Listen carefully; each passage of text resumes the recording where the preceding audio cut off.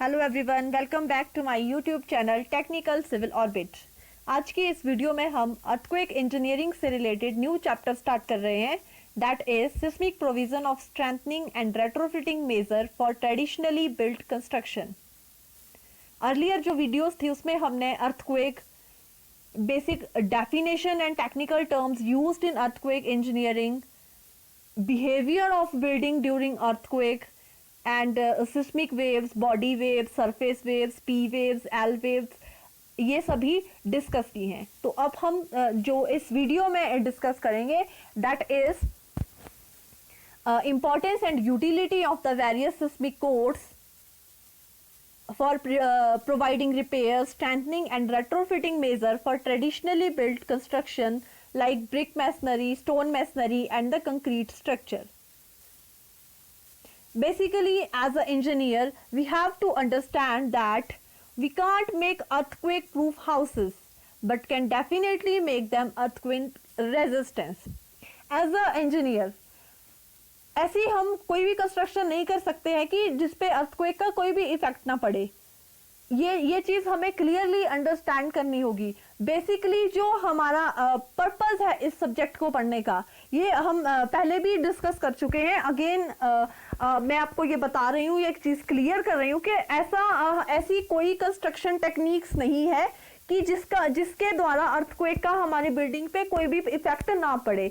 हम ये सब्जेक्ट इसलिए स्टडी कर रहे हैं सो दैट कि जब अर्थक्वेक आता है, जो उसका इफेक्ट है, जो ट्रेमर है, उसका क्या है, जो ह्यूमन लॉस है, उसको हम क्या है कम कर सके। हम ऐसी कंस्ट्रक्शन नहीं कर सकते हैं कि जिसका अर्थक्वेक का कोई इफेक्ट ही नहीं पड़ेगा जिस बिल्डिंग पे। बट हमारी जो ट्राई है, जो हमारी पॉसिबिलिटी है, जो हमारा इस सब्जेक्ट को समझने का या पढ़ने का जो मोटिव है, वो ये है कि हम ऐसी कंस्ट्रक्शन करने की ट्राई करें जिसका क्या है, जो अर्थक्वेक को जिसपे क्या है अर्थक्वेक का इफेक्ट कम पड़े।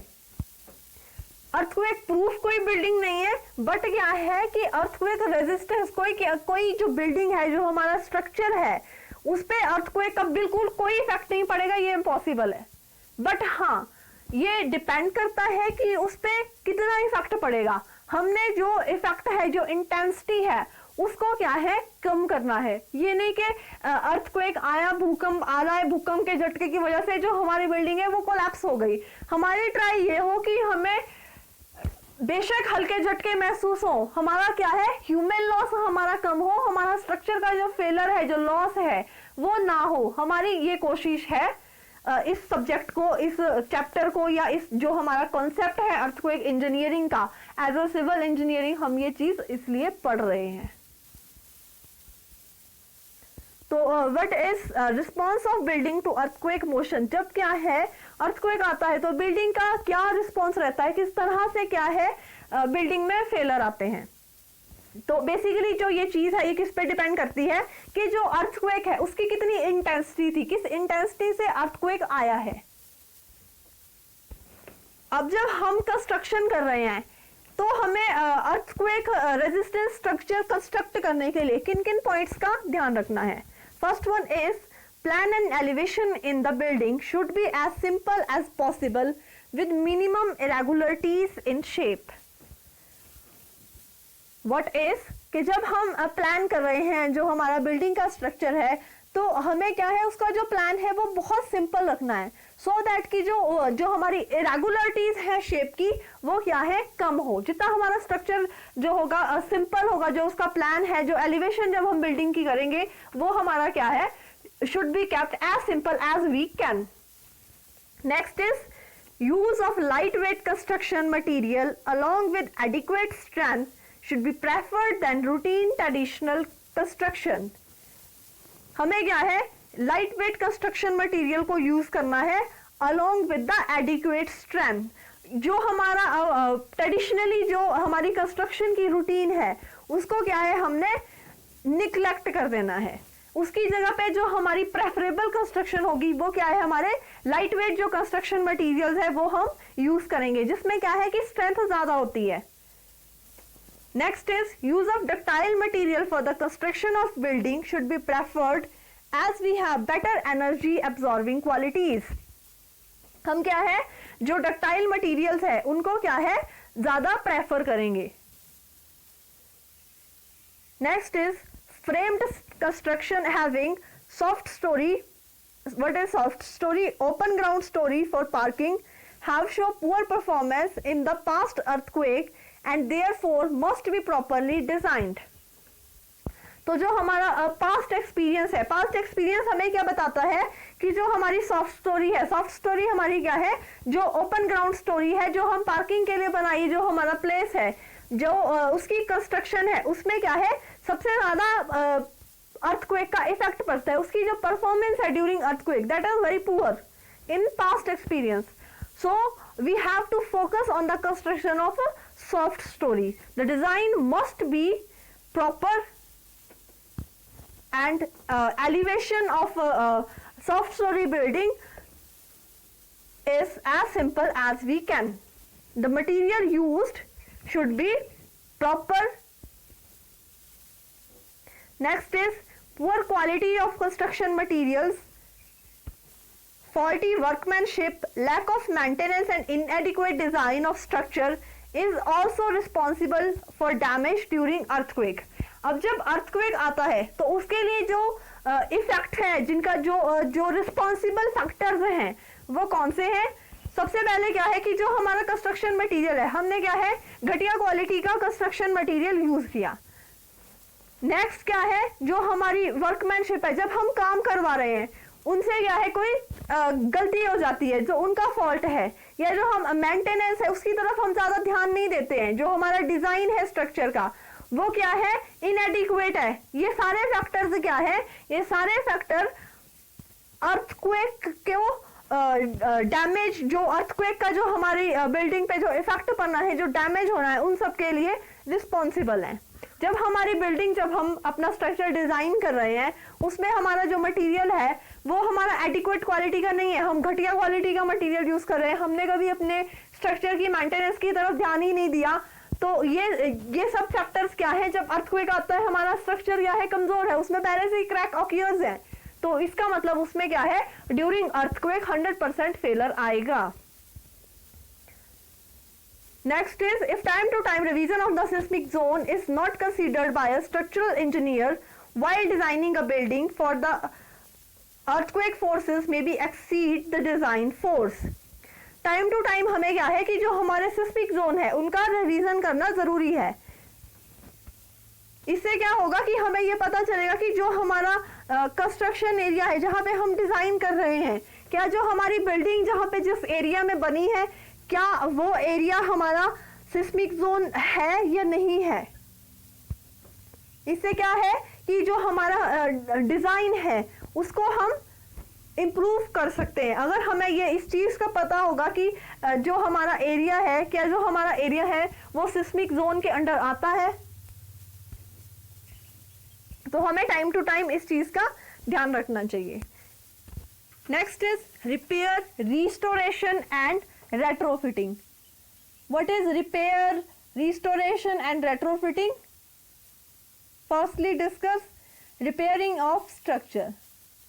रिपेयरिंग ऑफ स्ट्रक्चर नेम से ही हमें इस चीज की जो डेफिनेशन है वो पता चल जाती है. रिपेयरिंग ऑफ स्ट्रक्चर क्या है? This relate to the superficial defects related to architectural repair of structure damage to the occurrence of earthquake which are listed below. Defect occurs in plaster of the walls like crack, failing of the plaster, etc. Repair of damaged door and windows by replacing with the new ones. Repairing the basic utility service such as electrical units, air condition system, gas pipeline, water and the sewerage connections, telephone lines, etc. Rebuilding of non-load bearing walls such as boundary wall and chimneys of houses, etc. Repair work related to giving new look to buildings such as while washing and painting, etc. So what is repairing of structure? Repairing of structure is कि repairing से हमारे जो हमारा structure है, repairing of structure क्या है कि ये जो वर्ड है किस चीज से रिलेट करता है, कि जो हमारे स्ट्रक्चर में जो डिफेक्ट्स हैं उनको क्या है, जो हमारे डैमेजेस हैं उनको क्या है हम सही कर रहे हैं। तो ये किस किस वर्क को ये कंसिडर करता है कि हम क्या है, जो हमारे दरवाजे खिड़की है उनको रिप्लेस करा रहे हैं, जो हमारी यूटिलिटी सर्विस है जैसे इलेक्ट्रिक यूनिट्स है, एयर कंडीशन सिस्टम है, गैस की पाइपलाइन है या वाटर सीवरेज कनेक्शन है, ये चीज को क्या है हम रिपेयर करवा रहे हैं। मतलब कि ये जो हमारा काम है इसको हम सही करवा रहे हैं। Repair work related to giving new look to building such as white washing and the painting etcetera. हम क्या है, अगर हमारी बिल्डिंग का जो स्ट्रक्चर है वो पुराना हो गया है तो हम उसको क्या है न्यू लुक देने के लिए हम व्हाइट वॉशिंग या पेंटिंग का काम करवा रहे हैं। तो repairing of structural elements, this type of repair work generally deals with the repair of load bearing structural member like dismantling and rebuilding of cracked wall damaged during earthquake, repairing of the damaged column and beam. Repairing of structure generally restores some of the strength, but it can't match with the strength which was there when the structure was originally built. Such structures mean permanently weakened and are liable to damage if another earthquake hits that area again. It may be noted here that repair is done after the damage has occurred. So what repair is? The elements what belongs to repairs. First one is dismantling and rebuilding of cracked wall damage during earthquake and repairing of damaged column and beam. Repairing generally क्या है कि जब जो हमारा structure है, जब हमारे structure में डैमेज ऑक्योर हो गया है उसके बाद जो हम काम करवा रहे हैं, वो जो टर्म है, वो जो काम है वो क्या है, रिपेयर से रिलेट करता है।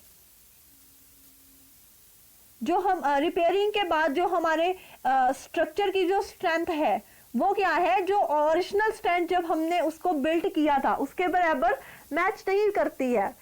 तो इस कंडीशन में क्या है कि जब हमारा जो स्ट्रक्चर है उसमें डैमेज आ जाते हैं तो इस कंडीशन में क्या है कि वो परमानेंटली वीक हो जाती है। तो इस केस में क्या है, अगर अर्थक्वेक आता है तो वो उस बिल्डिंग को, उस एरिया को ज्यादा हिट करता है।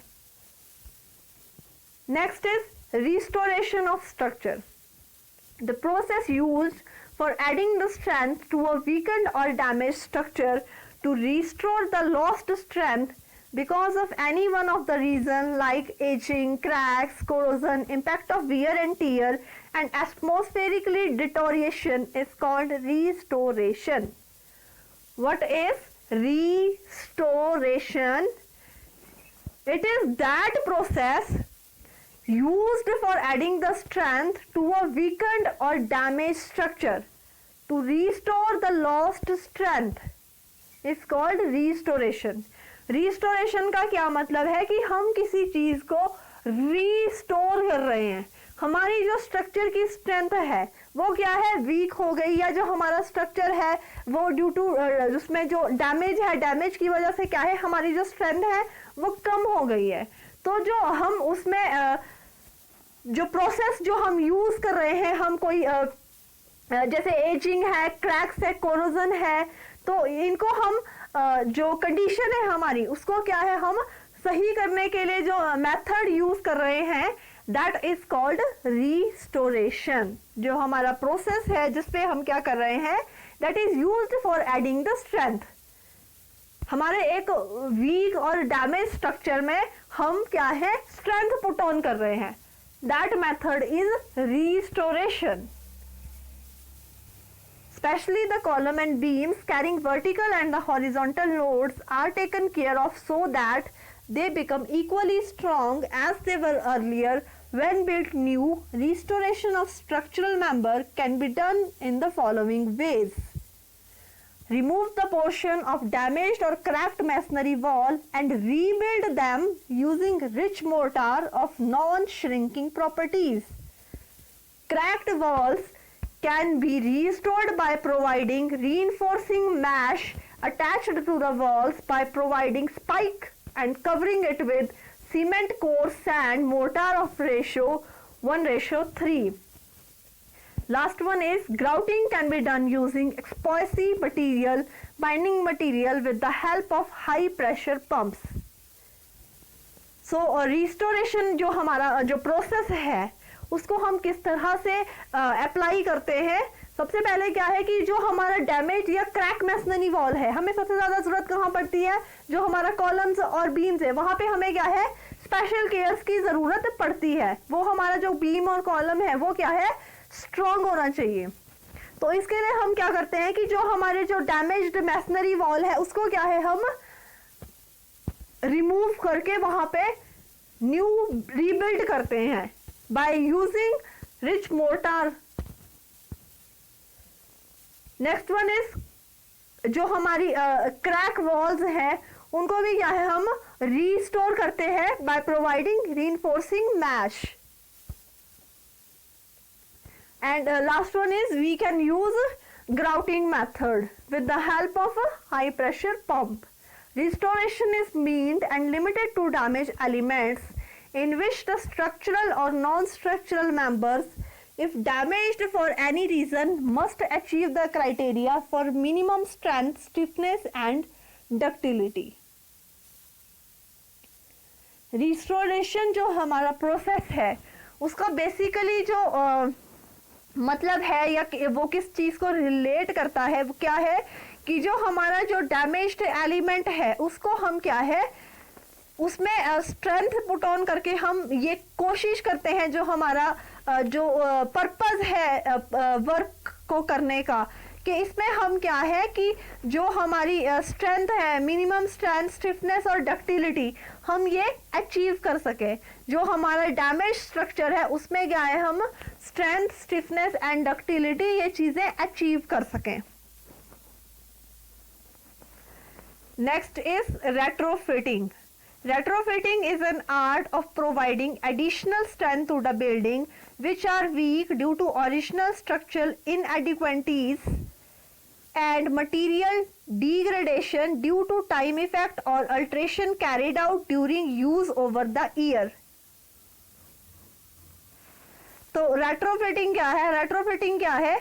जो हमारा रेट्रोफिटिंग का प्रोसेस है ये क्या है कि हम बिल्डिंग में एक एडिशनल स्ट्रेंथ प्रोवाइड कर रहे हैं. जो हमारा जो स्ट्रक्चर है वो क्या है वीक है. वीक हमारा स्ट्रक्चर क्यों है? क्योंकि उसमें जो हमने जो ओरिजिनल स्ट्रक्चर है जो हमने मटेरियल उसमें यूज किया है वो क्या है हमने प्रॉपरली यूज नहीं किया. इस वजह से जो हमारा स्ट्रक्चर है वो क्या है वीक है. या जो हमारा जो ओल्ड स्ट्रक्चर है काफी टाइम पीरियड के बाद हम उसमें क्या है स्ट्रेंथ पुट ऑन करने की कोशिश करते हैं क्योंकि with the passage of time जो हमारी बिल्डिंग की स्ट्रेंथ है वो क्या है कम हो गई है. उसमें क्या है कोई क्रैक्स डेवलप हो गए हैं, एक बिल्डिंग का कोई पार्ट डैमेज हो गया है. तो रेट्रोफिटिंग क्या है? It is an art of providing additional strength to the buildings. Retrofit is structure evaluation for retrofitting. Structure evaluation for retrofitting. Analyze of the condition of the building including the deficiencies observed to develop alternate strengthening techniques which are feasible to use in that particular environment and physical conditions. To analyze the cost involved in various alternatives and to choose the best suitable and economically viable technique. To prepare finally the best suitable retrofitting design to execute the retrofitting in best possible way. To evaluate that after applying retrofitting the structural behavior of the building has been changed or not. तो जो structural evaluation है वो retrofitting की वो क्या है following steps के द्वारा हम कंक्लूड कर सकते हैं. तो इसमें हमें क्या करना है कि हमें एनालाइज करना है. एनालाइज क्या करना है हमने जो बिल्डिंग की कंडीशन है उसको हमने एनालाइज करना है. उसमें क्या है जो डेफिशिएंसीज हैं वो हमने ऑब्जर्व करनी है. एक हमने क्या है अल्टरनेट स्ट्रेंथ टेक्निक को डेवलप किया जो हमारी क्या है इको फ्रेंडली भी है.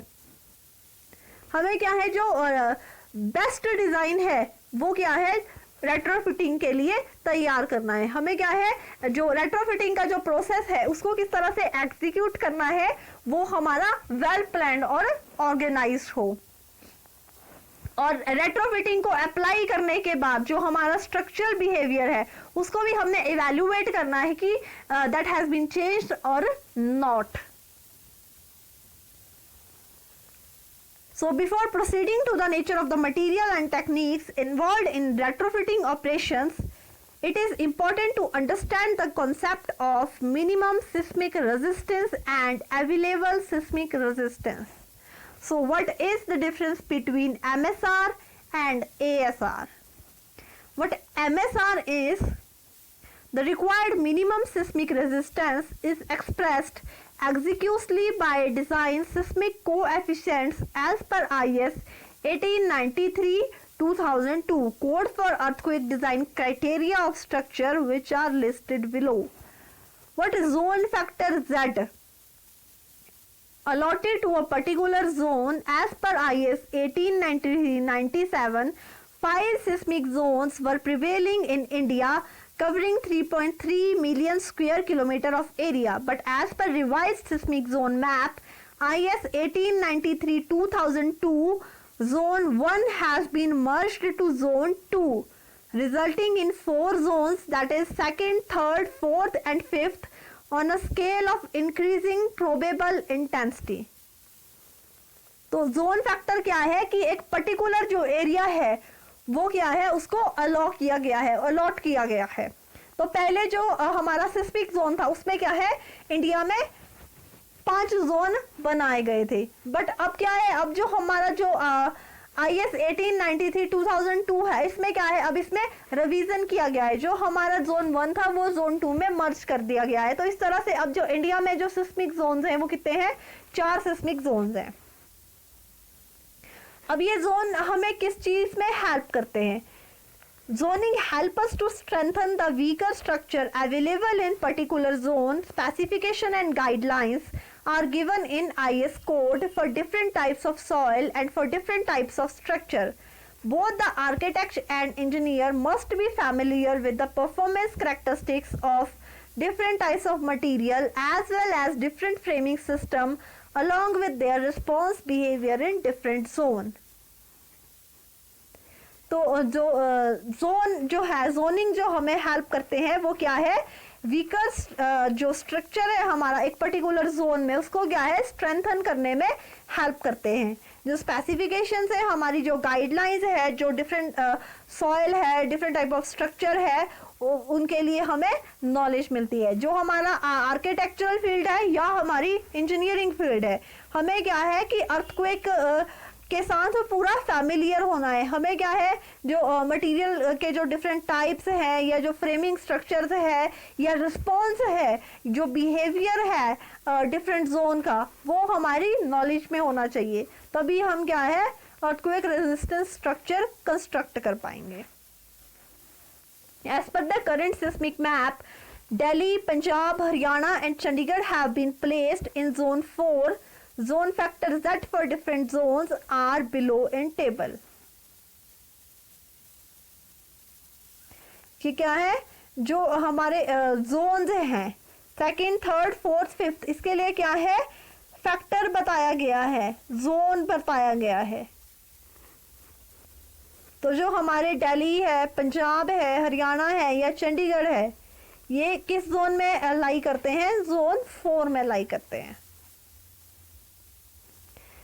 Next is fundamental period of construction of particular building. Structure built in different period of time can be classified according to their year of construction, which will help in identifying the nature of code and specification used while constructing a particular structure. Structure जो हमने build किया है उसमें क्या है कि time के साथ, एक पर्टिकुलर टाइम के साथ जो हमारी कंस्ट्रक्शन है उसमें क्या है, कुछ चेंजेस आ रहे हैं. जो हमारी कंस्ट्रक्शन है वो क्या है, हमारा जो नेचर है, जो हमारी स्पेसिफिकेशंस है, जो एक पर्टिकुलर स्ट्रक्चर की होनी चाहिए, वो हमें उसकी नॉलेज मिलती है. In India, the period of construction is an important feature as it can tell how old the structure is and what type and extent of retrofitting measures are required. तो India में क्या है, जो period of construction है, ये क्या है, एक इंपॉर्टेंट फीचर है. पीरियड ऑफ कंस्ट्रक्शन क्या है, हमें ये बताता है कि जो ये बिल्डिंग है वो कितनी ओल्ड है, इसमें जो किस तरह की हम जो रेट्रोफिटिंग मेजर्स है या किस टाइप के जो मेजर्स हैं वो हम अडॉप्ट कर सकते हैं, या इसमें किस किस मेजर्स की हमें जरूरत है. The term fundamental period depends upon the flexibility of building and its mass. What is important factor? What is I? It includes structure of importance such as nuclear power reaction, dam, bridge, etc. Important factor is 1.5 used for important structures, and important factor is 1 that is used for residential building. For residential building, value of important factor is 1, and for important structure, value of importance factor is 1.5. Table shows category of building to be placed in different zones depending upon their importance factor.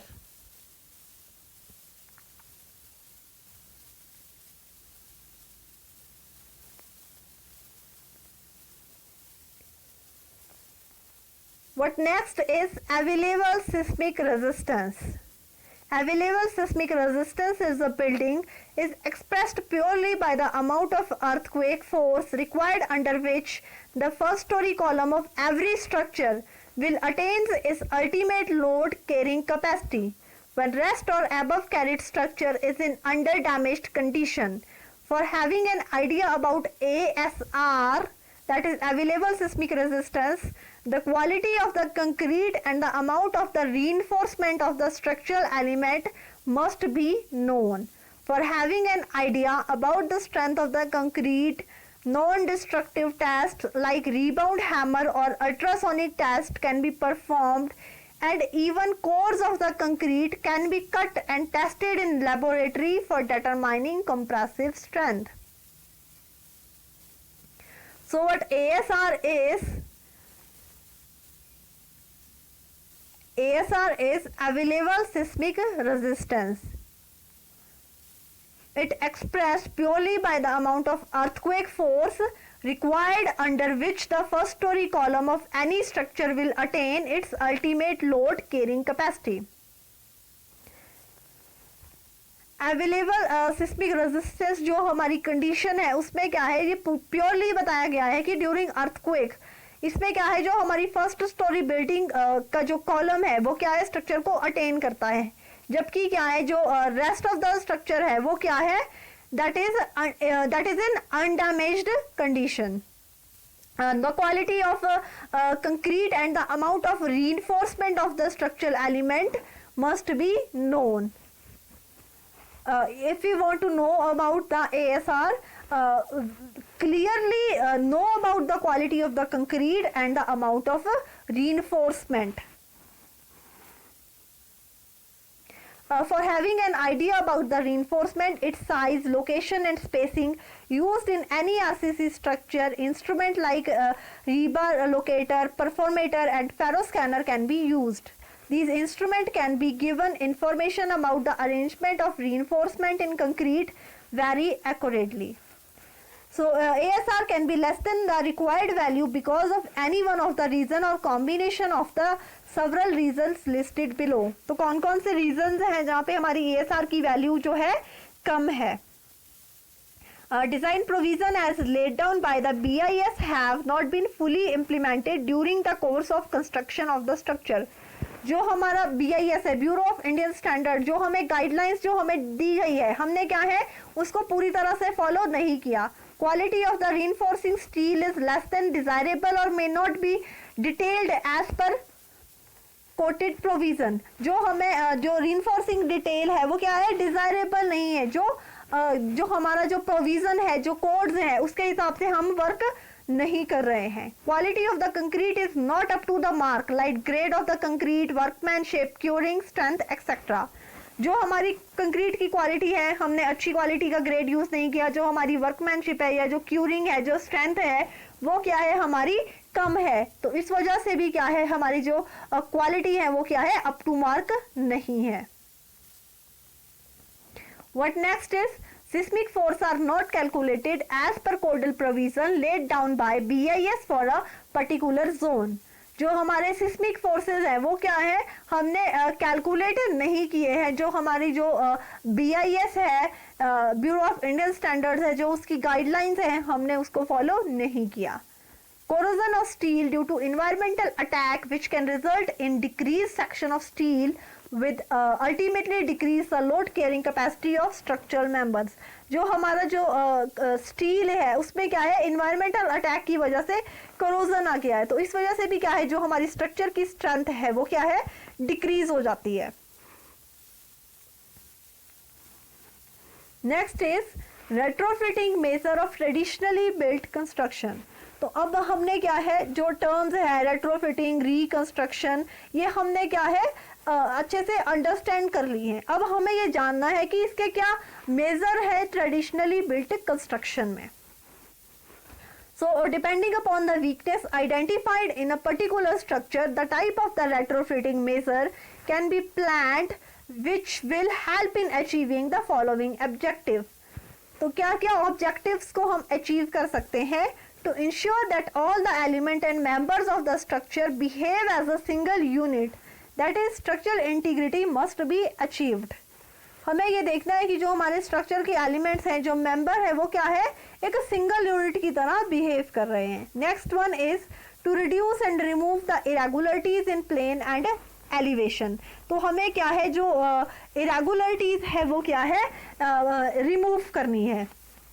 To increase the strength, जो हमारी structure की strength है वो increase करनी है। To increase the stiffness in lateral direction, lateral direction में क्या है हमें स्टिफनेस को इंक्रीज करना है। To impact ductility to the structure so that it can withstand seismic shock without failure and observe the energy induced due to shaking.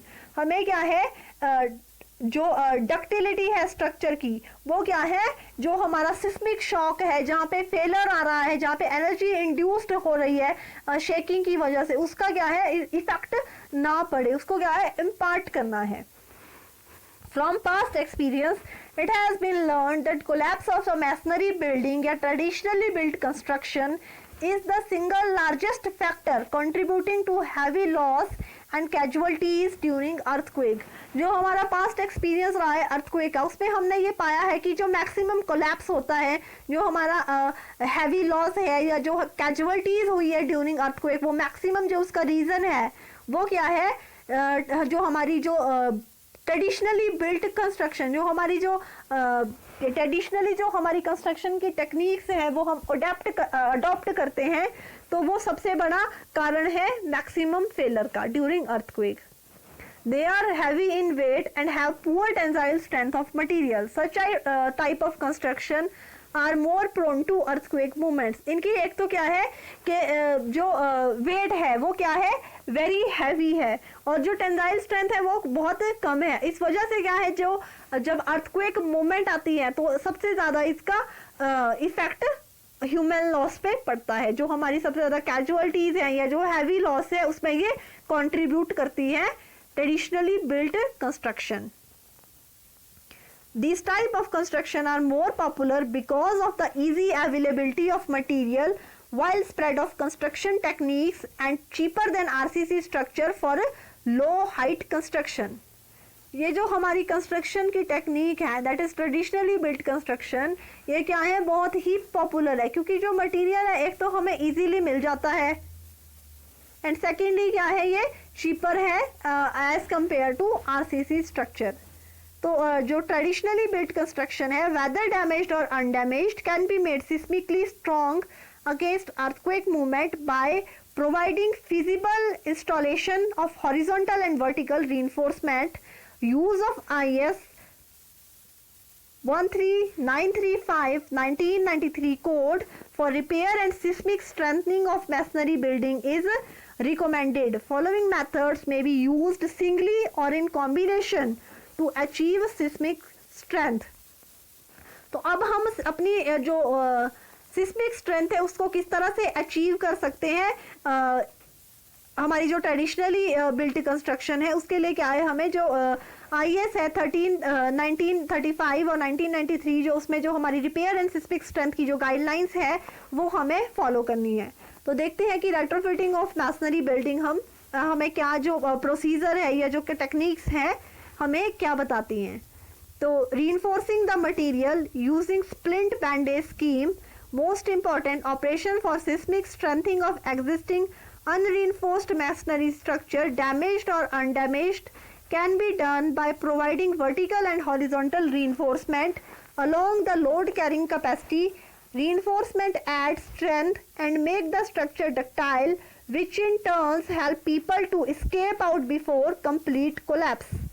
Time scheme of providing horizontal and vertical steel in masonry building is sometimes known as split and bandage. Splits is used for the vertical steel and bandage used for the horizontal bands.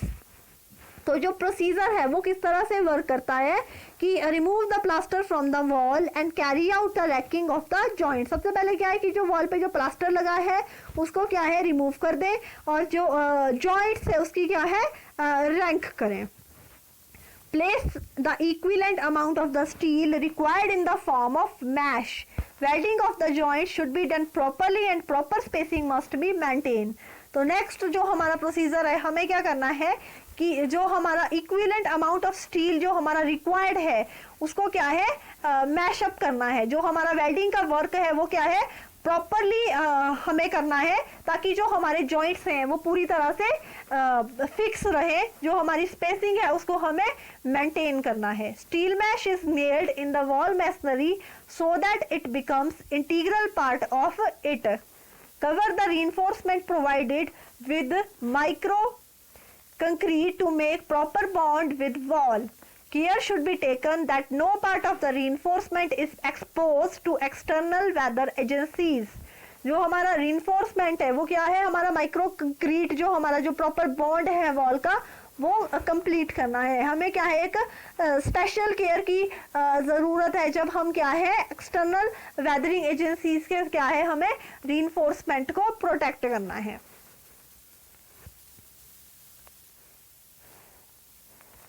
These horizontal bands and splints should be provided along all the main and the cross wall in both the direction.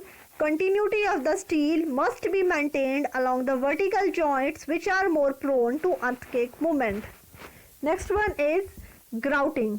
So grouting is the process in which neat mixture grout of cement and fine sand in a ratio 1:1 or 1:2 is used to fill up the minute crack developed in wall. तो grouting क्या process है हमारा कि जो हमारा grout है मतलब जो हमारा एक नीट मिक्सचर है सीमेंट का और फाइन सैंड का किस रेशो में 1:1 या 1:2 में हम ये प्रोपोर्शन यूज कर सकते हैं। तो हमें क्या है जो हमारे जो वॉल्स पे क्रैक्स हैं वो क्या है पूरी तरह से fill up करने हैं। Ratio of the cement to fine sand depends upon the width of the crack to be grouted. Finer the crack, finer should be the mixture. तो जितना हमारा जैसे जो क्रैक है वो क्या है मिक्सर के प्रोपोर्शन पे डिपेंड करता है। For grouting, a low pressure grouting pump is required to transfer the grout to the required depth. इसके लिए क्या है हमें एक प्रेशर ग्राउटिंग पंप की जरूरत है। तो ये प्रोसीजर किस तरह से वर्क करता है remove the plaster near the cracks from inside as well as outside of the wall and clean it with the help of air and water jets.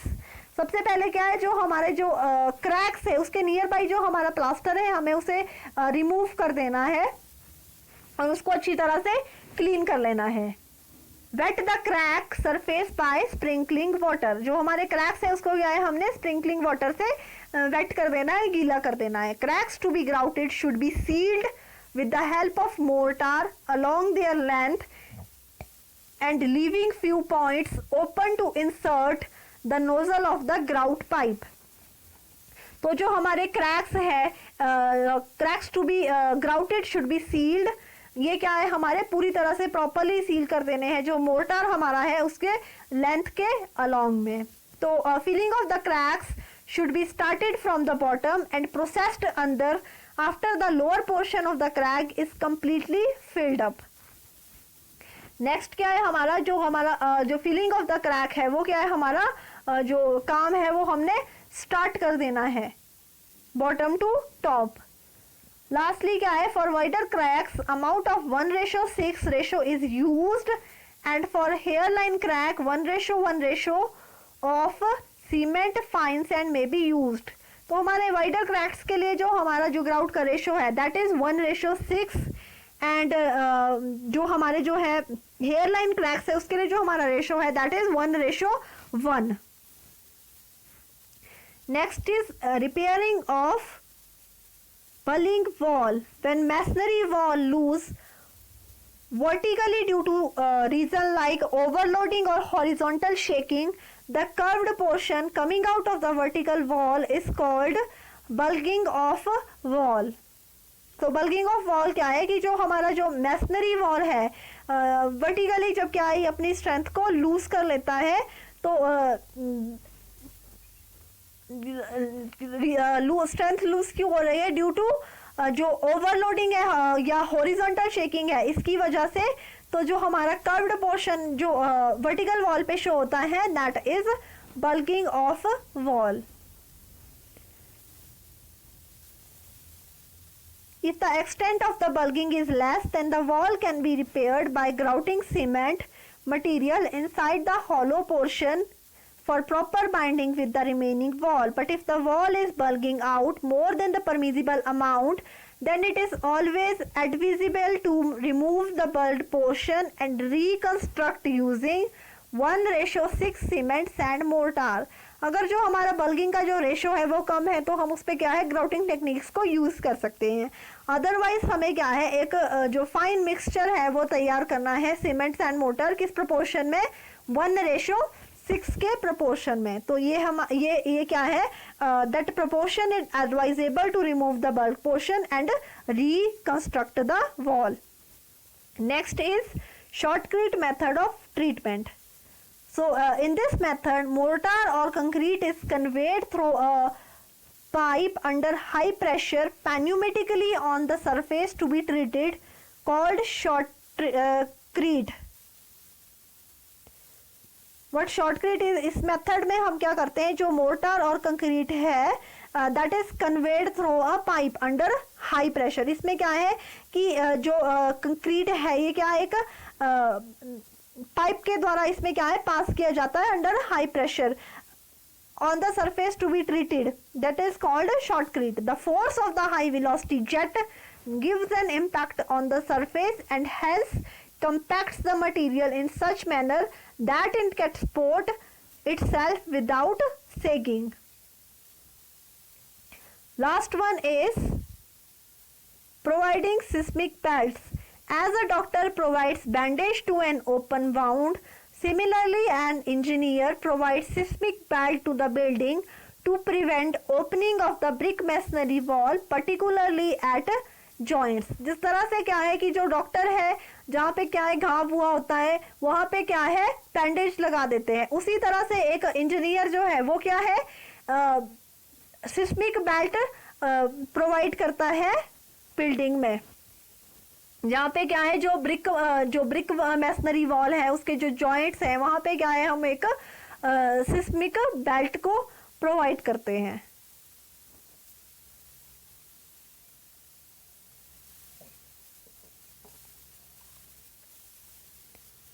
तो इसका जो प्रोसीजर है वो क्या है, remove the existing plaster from the wall, rake the joints up to 15 mm depth, clean the surface with air jets and water jetting, apply content water slurry for making the ground wet and providing base for first coat, apply first coat of plaster of 12 mm thick and roughen it, fix the welded wire mesh of galvanized steel with the help of 150 mm long nails in the wall of the hold to mesh. The mesh should be continuous in nature with up to 150 mm overlap at all corners. Apply second coat of the plaster and finishing is done. Rough surface of the first coat helps in making proper bond with the second coat. तो सबसे पहले क्या है कि जो हमारा जो surface है, जो वॉल का प्लास्टर एरिया है, उसको क्या है हमने रिमूव कर देना है. उसके बाद क्या है, एक 15 mm की डेप्थ तक हमने क्या है जॉइंट्स रेक करना है. उसके बाद क्या है, जो सरफेस है उसको क्या है एयर जेट्स या वाटर जेटिंग के द्वारा हमने एरिया को क्लीन करना है. उसके बाद cement water slurry for making the ground wet and provide base for the first coat. अब हमने फर्स्ट कोट के लिए बेस तैयार कर देना है. आफ्टर फर्स्ट कोट हम क्या है सेकंड कोट यूज करेंगे. तो जो हमारा सेकंड कोट प्लास्टर का होगा वो क्या है हमारा फिनिशिंग वर्क के लिए होगा. जो हमारा फर्स्ट कोट जो हमारा जो रफ सरफेस है उसको ये क्या है प्रॉपर बॉन्ड बना देगा उसका सेकंड कोट के साथ. नेक्स्ट इज रेट्रोफिटिंग या restoration of concrete structure. RCC construction is becoming popular day by day because of the high strength and ductility of the material used. It is recommended by the structural engineer nowadays that for the structures having more than 3 stories, RCC or steel framed construction is used. तो RCC क्या है अब आज की date में बहुत ही popular है, क्योंकि एक तो इसकी जो स्ट्रेंथ है वो ज़्यादा है, डक्टिलिटी क्या है ज़्यादा है, और जो जहाँ पे हमारी मोर देन 3 स्टोरी कंस्ट्रक्शन है, 3 मंजिल से अगर हम ज़्यादा बना रहे हैं तो वहाँ पे क्या है रिकमेंड किया जाता है कि हम आरसीसी या स्टील की जो फ्रेम्ड कंस्ट्रक्शन है वही करें. But even in RCC construction retrofitting needed. तो जो हमारा आरसीसी का स्ट्रक्चर है उसमें जो रेट्रोफिटिंग है उसको हम किस तरह से अडॉप्ट करेंगे, क्या मेथड है, अब हम वो डिस्कस करते हैं. So method of retrofitting, it becomes essential to retrofit the RCC structure for better performance during earthquake by one of the following method. First one is providing extra reinforcement.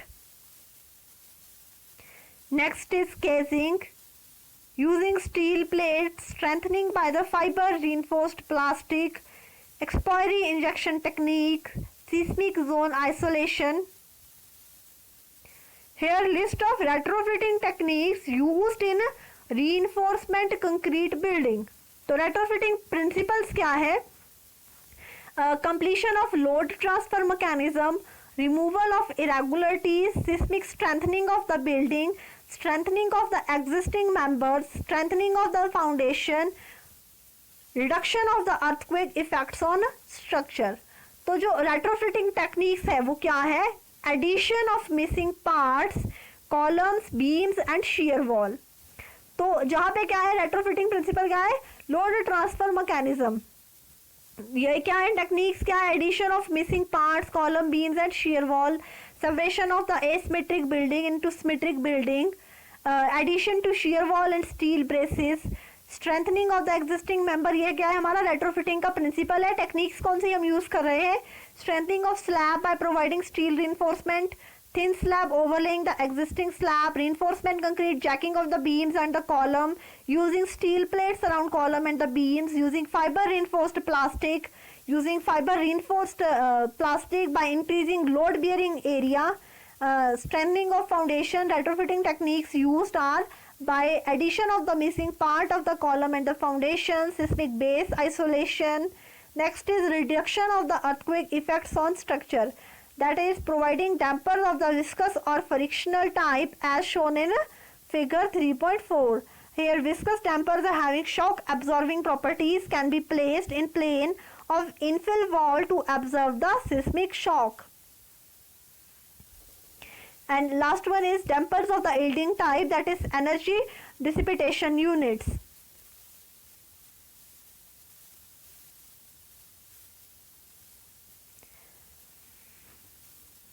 Last one is seismic strengthening and the retrofitting of low cost building. तो जो seismic strengthening जो हमारी reforming की जो techniques है low cost building के लिए, stone masonry building के लिए क्या है? That is grouting, stitching of the wall corner, strengthening of the wall with mesh wire mesh and external jacking system. Next video में जो हम डिस्कस करेंगे वो होगा हमारा सिस्मिक डिज़ाइन कोड, और जो हमारे जो बेसिक इंडिया में जो कोड्स हैं वो किस किस जोन में जो डिवाइड है, क्या क्या जोन्स हैं इंडिया में सिस्मिक जोन्स के, वो हम डिस्कस करेंगे. तो I hope you like the video. For more video, like, share and subscribe my YouTube channel Technical Civil Orbit. Thank you.